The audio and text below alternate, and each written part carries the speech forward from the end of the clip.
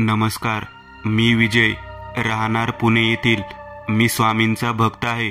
त्यांच्याच कृपेने माझे सगळे व्यवस्थित चालू होते. त्या दिवशी मी घरी ड्युटीवरून नुकताच आलो होतो. थकलो होतो, कारण दिवसभर बऱ्याच फेऱ्या मी केल्या होत्या. बायकोने ग्लासभर पाणी दिले. थोडं फ्रेश व्हावं म्हणून मी स्नानघरात जाणारच होतो की माझ्या घरचा टेलिफोन वाजला. मी भिंतीवरच्या घड्याळात पाहिले. रात्रीचे 9 वाजले होते. अरे, आता कोणाचा फोन? मी बायकोला तो फोन उचलायला लावला आणि मी स्नानघरात गेलो. तेव्हाच बायको म्हणाली, "आहो, तुमच्या डेपोमधून फोन आहे." मी विचार करू लागलो, डेपोमधून? आता यांना काय काम पडलं माझ्याशी? माझे मनातच विचार चालू होते. मी पटकन माझे हातपाय धुवून पुसून बाहेर आलो आणि फोन कानाला लावला. फोन माझ्या सरांचा होता. "हां सर." "अरे विजय, तुला पटकन डेपोमध्ये यावे लागेल. अर्जंट आहे. आपल्या डेपोमधील एक बस त्या गावाजवळ बंद पडली आहे. तेथे सगळे प्रवासी दुसऱ्या गाडीची वाट बघत आहे."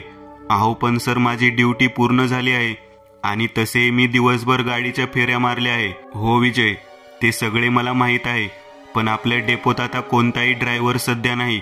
मी बऱ्याच जणांना फोन केलेत, पण जवळपास कोणीही नाही, आणि त्यात रात्रीचा टाईम. म्हणून मी तुला फोन केला आहे. तू डेपोजवळच राहतो म्हणून." "बरं ठीक आहे सर, येतो मी." असे म्हणून मी फोन ठेवला. तशी माझी बायको म्हणाली, "काय हो, काय झाले?" त्यावर मी म्हणालो, "अगं, एक गाडी भर रस्त्यात बंद पडली आहे. त्यामुळे मला डेपोतून दुसरी गाडी घेऊन जावे लागेल." "काय? अहो पण तुम्ही आताच तर घरी आले आणि पुन्हा ड्युटीवर जायचं म्हणताय. ही कुठली ड्युटी म्हणायची?" माझी बायको मला जरा रागावतच म्हणाली, "अगं पण कोणीतरी अडचणीत आहे ना. आपलं काम नाही का त्यांना मदत करणे? भर रस्त्यात गाडी बंद पडली आहे. आता प्रवासी किती अडचणीत आहेत. त्यांनाही त्यांच्या घरी जायचे आहे. कोणी स्त्रिया असतील, लहान मुले असतील." "अहो पण हा चांगुलपणा तुम्हीच का करता? तुम्ही अडचणीत असताना येईल का कोणी धावून? नाही येणार. आधी आपला जीव बघावा, नंतर दुसऱ्याचा." मी हसलो आणि तिला म्हणालो, "कोणी का धावून येईना, पण माझे स्वामी नक्की येतील माझ्या मदतीसाठी. माझा त्यांच्यावर पूर्ण विश्वास आहे." "ठीक आहे, पण किमान चहा तरी घेऊन जा." माझी बायको म्हणाली, "नाही, अगं डेपोत घेईल मी जमले तर." असं म्हणून मी घरातून निघालो आणि माझ्या स्कूटीला घेऊन डेपोच्या दिशेने निघालो. 15 मिनिटात मी डेपोत पोहोचलो. डेपोच्या आतमध्ये 2 गाड्या उभ्या होत्या, ज्या कुठल्याही डेपोसाठी लागल्या नव्हत्या. त्यातील एक गाडी मी निवडली, त्याची नोंद केली आणि गाडी चालू करून डेपोच्या बाहेर काढली. गाडी शहरातून जात असताना मला काहीच वाटले नाही, पण जशी गाडी शहराच्या बाहेर आली तेव्हा अंधार फारच जाणवत होता. मी खिडकीतून वाकून बाहेर पाहिले. बहुतेक आज अमावास्या असावी, कारण आकाशात कुठे चंद्र दिसत नव्हता. काही वेळ प्रवास केल्यानंतर मला 2 रस्ते लागले. मी गाडी तिथेच थांबवली आणि विचार करू लागलो की गाडी कोणत्या रस्त्यावर बंद पडली होती. तो रस्ता नेमका मला कळत नव्हता, कारण मी या रस्त्यावरून फारसा येत नसे आणि आलो तरी माझी फेरी दिवसाच होत असे. त्यामुळे मी आता फारच गोंधळलो होतो आणि शेवटी मी ठरवलं की गाडी डाव्या हाताच्या रस्त्यावर नेऊ.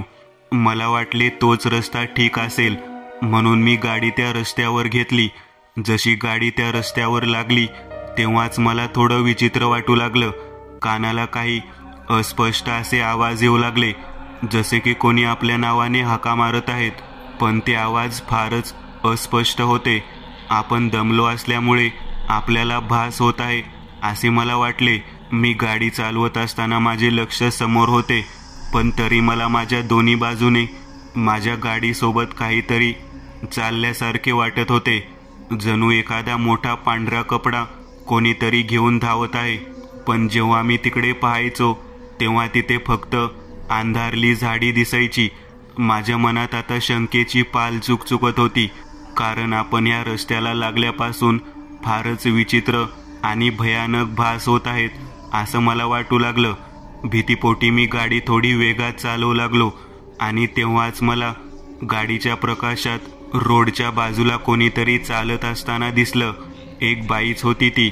अंगात हिरवं लुगडं होतं आणि ती झपझप चालत होती. तिच्या डोक्यावर एक गाठोडं होतं.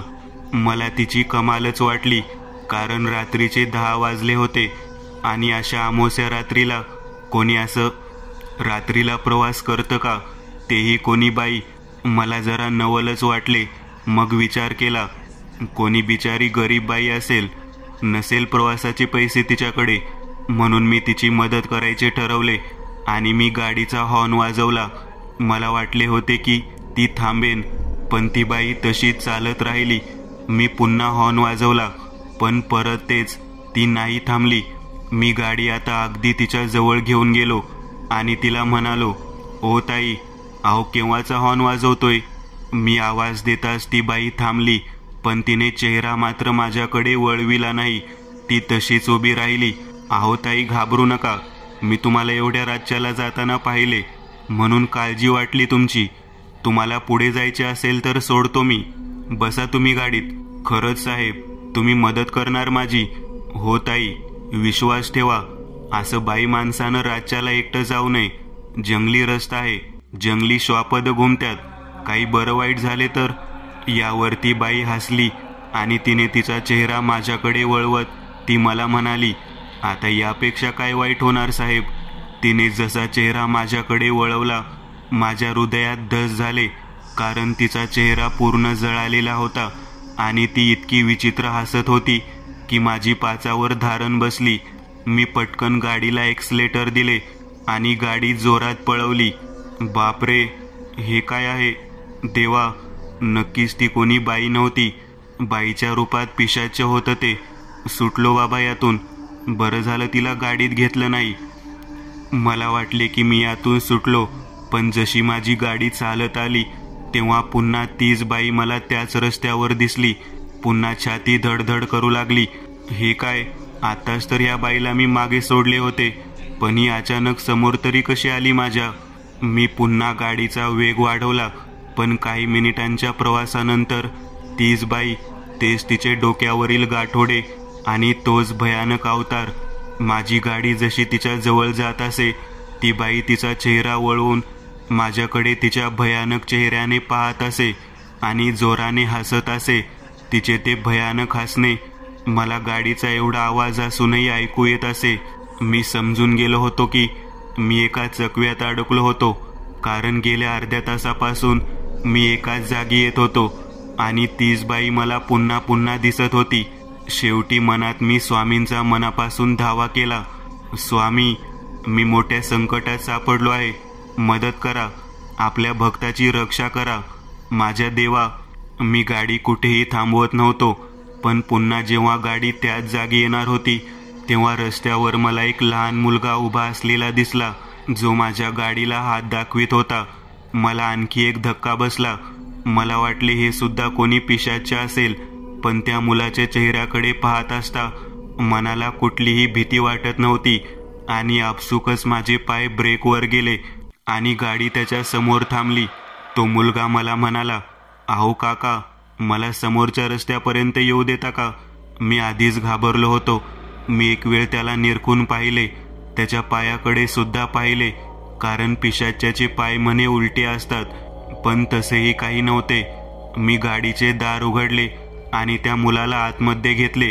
तो माझ्याच बाजूच्या सीटवर बसला. तो मुलगा आल्यापासून मनाला एक प्रकारची शांतता भेटली होती. मी त्याला म्हणालो, तुला रस्त्यात एक बाई दिसली का, जी हिरवे लुगडे घालून होती. त्यावर तो मला म्हणाला, नाही तर मला असे काही नाही दिसले. मला दिसले ती बाई नाही, पिशाच्य आहे, पिशाच्य, आणि तिने मला घेरले आहे. गेल्या अर्ध्या तासापासून मी इथेच किती वेळचा गाडी फिरवत आहे, मला कुठलाही रस्ता मिळत नाही आहे.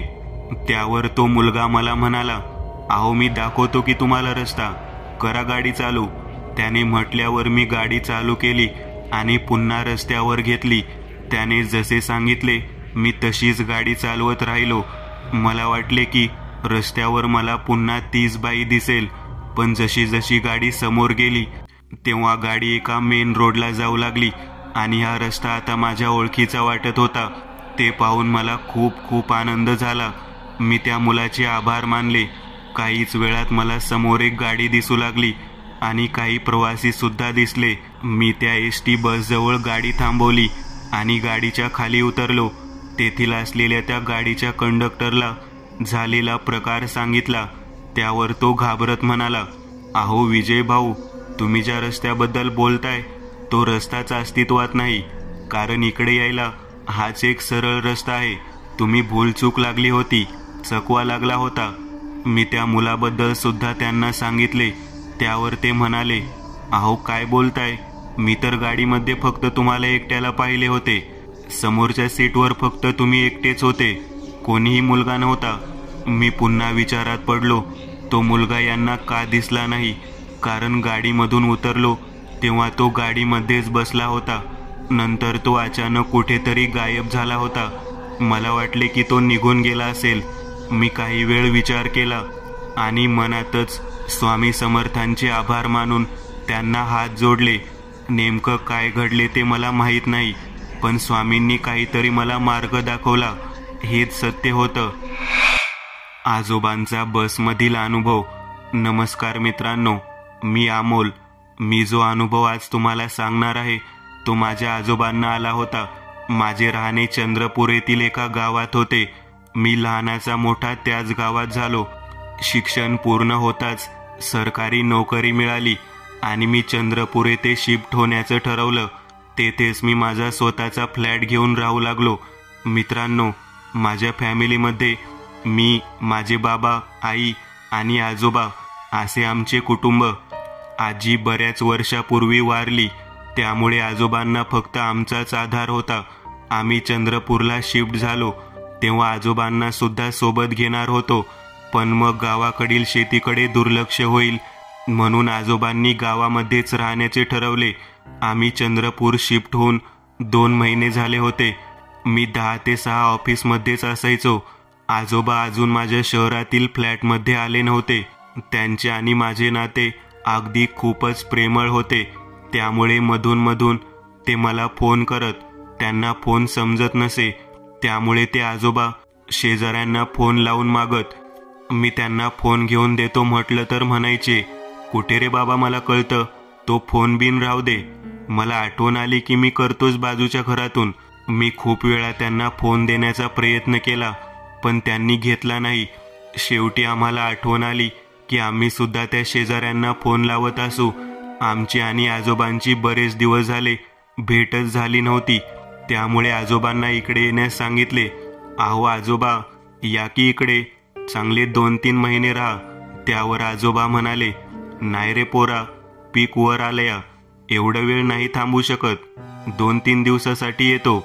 असे म्हणून आजोबा दुसऱ्या दिवशी गावातून चंद्रपूर येण्यासाठी निघाले. आमच्या गावाचे आणि चंद्रपूरचे अंतर जवळपास 80 किलोमीटर आहे. तेवढं तरी बरं की गावाजवळून रेल्वे स्टेशन आहे, तेथून एक ट्रेन जाते.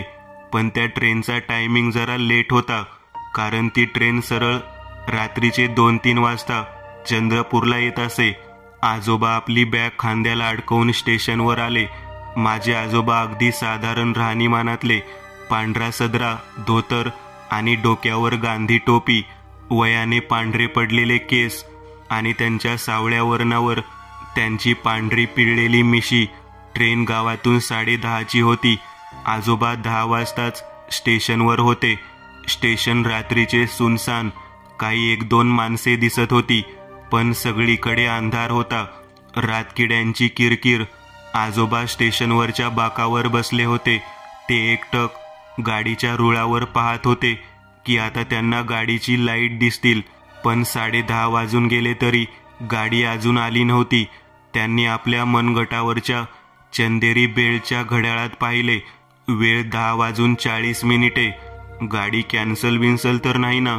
आणि थोड्याच वेळात हॉर्न वाजवत गाडी त्यांना येताना दिसली. आजोबांच्या चेहऱ्यावर एक आनंदाचे हास्य उमटले. ते आपली बॅग सावरत बाकावरून उठले. जशी गाडी थांबवली ते आतमध्ये चढले. काहीच मिनिटात गाडी पुन्हा निघाली. आम्ही इकडे काळजीत होतो की आजोबा कधी पोहोचतील म्हणून. एकतर आजोबांकडे फोन नव्हता, त्यामुळे ते कुठपर्यंत पोहोचले हे आम्हाला समजत नव्हतं. मी माझी दुचाकी घेऊन चंद्रपूर रेल्वे स्टेशनवर आलो होतो. वेळ रात्रीचे 2:30. मी हाताची घडी घालून स्टेशनवर उभा होतो आणि बऱ्याच गाड्या ये जा करत होत्या. तेव्हा मला माहीत नव्हतं की आजोबा ज्या गाडीने येणार आहे ती गाडी लेट आहे म्हणून. मी वाट पाहून थकलो होतो आणि आजोबांची काळजीही वाटत होती. आणि रात्रीचे 4:30 वाजता ती ट्रेन आली ज्यामध्ये आजोबा बसले होते. ती ट्रेन 1 तास लेट झाली होती. मी आजोबा निघायच्या आधी त्यांना सांगितले होते मी स्टेशनवर येणार आहे, त्यामुळे ते मला पाहत पाहत उतरतील असं वाटले. पण काही लोक उतरली तेव्हा आजोबा मला कुठेच दिसले नाही. असंही नव्हते की ट्रेनमध्ये फारच गर्दी होती. मी माझी नजर सगळीकडे फिरवली पण आजोबा मला कुठेच दिसले नाही. मी पटापट डब्बे फिरलो पण निराशाच हाती लागली. आता मात्र माझा जीव घाबरत होता. मी गावात फोन केला की आजोबा गावात परत आले का तर, पण आजोबा गावात परत गेले नव्हते. मी अर्धा तास तरी स्टेशनवर फिरलो पण आजोबाचे कुठलेही निशाण मला दिसत नव्हते. शेवटी मी घाबरत घरी गेलो आणि माझ्या आईबाबांना सगळी हकीकत सांगितली. ते म्हणाले, अरे नको काळजी करूस, मला वाटतं आजोबा दुसऱ्या वाहनाने येत असतील, ऑटोने वगैरे. ते स्टेशनवरून निघाले असतील पण तुला दिसले नसतील. अहो नाही बाबा, मला चांगलं आठवत आहे आजोबा त्या गाडीत नव्हतेच. त्यावर माझे बाबा म्हणाले, घाबरून चालणार नाही, काही वेळ वाट पाहूया. आम्ही सगळेजण त्या रात्री जागेच होतो. 4 नंतर 5 आणि आता 6 वाजत आले. दिवस उजाडत होता तरी आजोबांचा कुठलाच ठाव ठिकाणा नव्हता. आता मात्र आम्ही सगळेच घाबरलो होतो. बाबा मला वाटतं आता आपण पोलिसांत जाऊया. मी आणि बाबा निघालो. गाडीवर बसलो. गाडीला किक मारणार तेवढ्यात माझ्या खिशातील फोन वाजला. मी पटकन उचलून तो कानाला लावला. हॅलो, अमोल बोलत आहात का? एका अनोळखी माणसाचा आवाज माझ्या कानावर पडला. हो, मी अमोल बोलतोय. हां, मी हॉस्पिटलमधून बोलतोय. तुमचे आजोबा भरती आहेत. काय? माझा जीव चांगलाच धडधड करत होता. माझे आणि त्या माणसाचे काही बोलणे झाले आणि मी पटकन गाडीला किक मारून गाडी हॉस्पिटलच्या दिशेने घेतली. काहीच वेळात आम्ही हॉस्पिटलमध्ये त्या वॉर्डमध्ये आलो. आजोबांना पाहताच जीवात जीव आला. ते सुखरूप होते. आजोबा, काय झाले तुम्हाला आणि इथे कसे? सांगतो सगळं, पण फार भयानक आहे बाबा. बोलताना आजोबांचा चेहरा फारच भीतीदायक झाला होता. त्यांच्यासोबत नक्की काहीतरी भयानक घडले हे माझ्या लक्षात आलं आणि आजोबा पुढे बोलू लागले. मी त्या ट्रेनमध्ये गावातून बसलो. गाडीमध्ये गर्दी नाहीच्या बरोबरच होती. खिडकीकडील जागा पाहून मी बसलो. स्टेशन यायला बराच वेळ होता म्हणून थोडे डोळे लावले आणि मी चांगलाच झोपलो. किती वेळ झाला असेल माहिती नाही. अचानक जाग आली तेव्हा गाडी एका सुनसान जागी थांबली होती. काही लोक म्हणत होती की पुढे जाणार नाही, काहीतरी अडथळा आला आहे. मला वाटले की आणखी उशीर होणार म्हणून मी उतरलो. स्टेशन यायला 15 मिनिटे बाकी होती आणि गाडी अजून शहराच्या बाहेर होती. मला वाटले की सरळ एखादा ऑटो पकडून घरी जावं म्हणून मी चालत त्या डांबरी रस्त्यावर आलो. रस्ता चांगलाच सुनसान होता, इतका की कानाला सगळे आवाज स्पष्ट येत होते. मी चालत होतो आणि मला चालताना सतत असं वाटत होतं की माझ्या मागून कोणीतरी येतंय. आणि जेव्हा मी मागे वळून पाहायचो तेव्हा मला कोणीच दिसायचं नाही. पण जसे मी वळून पुढे पाहायचो तर परत कोणीतरी माझ्या मागे चालत असायचे, कारण त्याच्या पायांचा चटचट आवाज मला स्पष्ट येत होता. बराच वेळ चाललो तेव्हा मागून एक ऑटोचा आवाज आला आणि झटकन मागे वळून पाहिले आणि त्या ऑटोला हात दाखवला. तो ऑटो थांबला आणि म्हणाला, काय आजोबा, कुठं चाललाय? मी त्याला तुझ्या घरचा पत्ता सांगितला. त्यावर तो म्हणाला, ओ आजोबा, अहो त्या रस्त्यानं रातचं कुणीच जात नाही, दुसरीकडे जायचं असेल तर सांगा. मी त्याला म्हणालो, का रे बाबा, असं काय आहे त्या रस्त्यावर? त्यावर तो म्हणाला, इतका वेळ नाही आजोबा, मी निघतो, पण नका जाऊ त्या रस्त्यानी. असं म्हणून तो ऑटोवाला निघून गेला. आता नेमका तो मला त्या रस्त्यावरून का घेऊन जात नाही आहे हे मात्र मला समजत नव्हते. शेवटी मी पायी जाण्याचा निर्णय घेतला. 15 मिनिटे चालल्यावर मला 2 रस्ते लागले, पण दोन्ही रस्ते इतके सुनसान असतील असं मला वाटले नव्हते.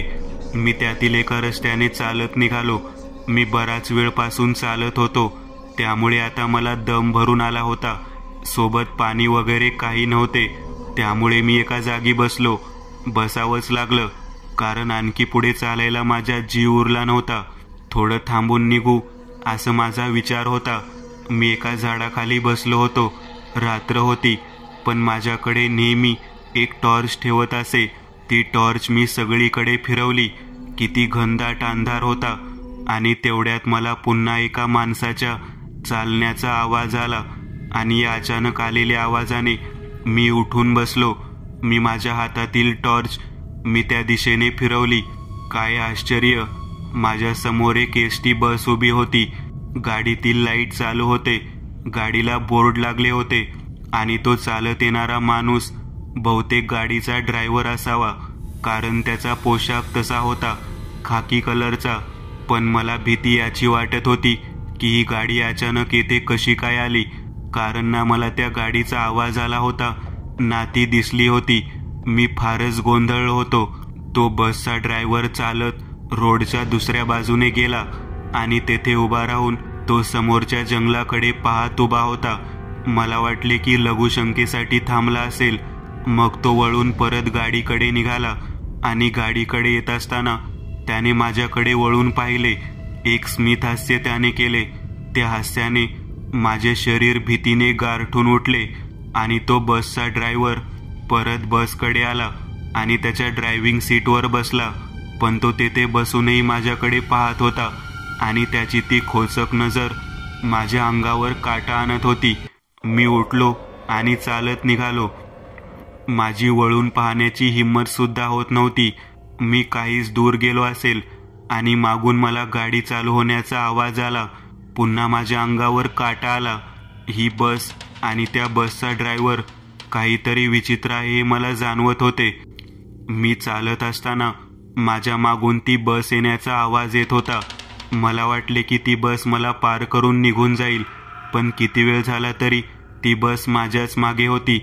मी माझ्या चालण्याची गती वाढवली, आणि पटकन मी बाजूच्या जंगलाकडे गेलो आणि झाडाच्या मागून पाहू लागलो. ती बस आता झटकन पुढे निघून गेली. तेव्हा कुठे मला सुटल्यासारखे वाटले, आणि मी जंगलातून निघून पुन्हा रस्त्यावर चालू लागलो. माझ्या मनात अजूनही भीती होती. आता मला समजले होते की तो ऑटोवाला या रस्त्याने रात्रीचा का येत नसावा, पण मी आता अगदी सावध होतो. पुन्हा काही वेळ चालल्यावर रस्ता उतरता होत गेला, आणि तेवढ्यात पुन्हा मला माझ्या मागून बस येताना दिसली, आणि ती एसटी बस हॉर्न वाजवत येत होती. ती बस अगदी माझ्या जवळ येत होती. गाडीमध्ये तोच ड्रायव्हर होता, आणि बस पूर्ण बाई माणसांनी भरून होती. असं वाटत होते की गाडी कंट्रोलमध्ये नाही, कारण त्या गाडीतील लोक जोरजोरात ओरडत होते. एक बाई तिचे तोंड काढून माझ्याकडे पाहत ओरडत होती, वाचवा, आम्हाला वाचवा. आणि ती बस माझ्याजवळ आलीच होती की मी माझे अंग दुसऱ्या बाजूने झोकून दिले. ती बस वेगात पुढे निघून गेली, पण ती गाडी रस्ता उतरताच वेडीवाकडी होत एका मोठ्या झाडाला धडकली. मी भीतीने पुन्हा गांगारून उठलो आणि धावतच त्या बसकडे गेलो आणि पुन्हा भीतीने गांगारलो. आता काही वेळापूर्वी मला ती बस पूर्ण प्रवाशांनी भरून दिसली होती, पण आता त्या बसमध्ये मला एकही जण दिसत नव्हता. मी चालत समोरच्या बाजूने आलो. गाडी समोरच्या झाडाला धडकल्यामुळे तिचा समोरचा भाग पूर्णपणे चेपला होता, आणि त्या ड्रायव्हर सीटवर तोच ड्रायव्हर रक्तबंबाळ स्थितीत बसून होता. त्याचे डोके स्टिअरिंगवर होते. अंधार असल्यामुळे मला स्पष्ट दिसत नव्हतं, म्हणून मी माझ्याकडील टॉर्च त्याच्या चेहऱ्यावर मारली. डोळे बंद होते. त्याचा चेहरा सुद्धा चांगला जखमी झाला होता. बहुतेक तो जिवंत नसावा असं मला वाटले. आणि ताडकन त्या बसच्या ड्रायव्हरने डोळे उघडले, आणि तो हसत होता. त्याचे डोळे पूर्ण पांढरे फटक होते, जणू एखादं पिशाच्य असावं. माझ्या पूर्ण अंगातील ताकदच जणू निघून गेली होती.